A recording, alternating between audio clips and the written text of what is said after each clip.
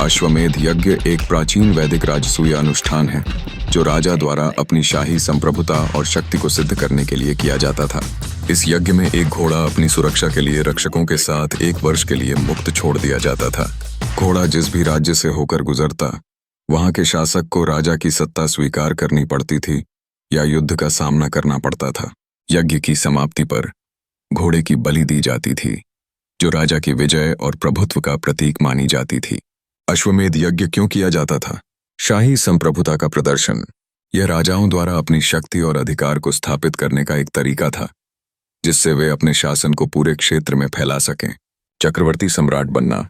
जो राजा अपनी शक्ति और पराक्रम में पूर्ण विश्वास रखते थे, वे चक्रवर्ती सम्राटों का सम्राट बनने के लिए यह यज्ञ करते थे।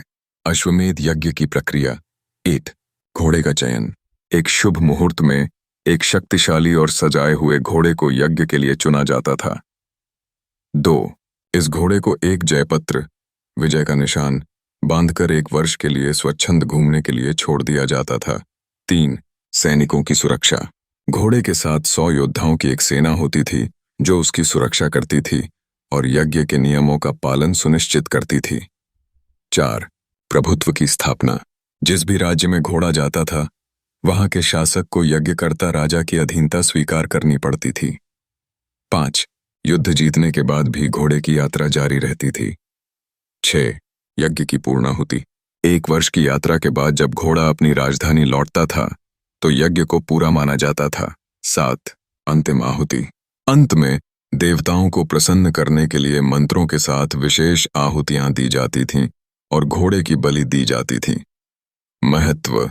अश्वमेध यज्ञ शक्ति का प्रतीक होता था। यह राजा के अहंकार के अंत और विनम्रता का प्रतीक था। यह ऋग्वेद, रामायण और महाभारत जैसे प्राचीन ग्रंथों में उल्लिखित एक महत्वपूर्ण अनुष्ठान है।